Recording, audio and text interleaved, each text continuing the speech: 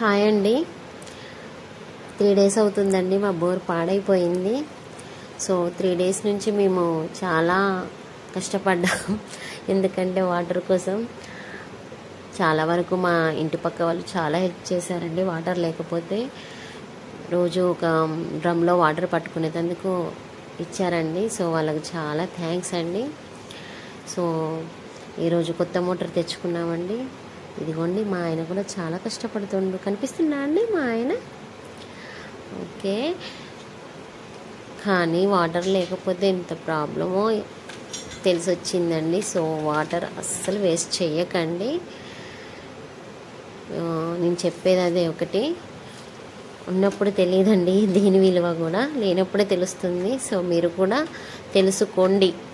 అది ప్రాబ్లం వచ్చేదాకా కూడా వెయిట్ చేయొద్దు, తెలుసుకోవాలి. చూడండి వాటర్ వస్తుంది.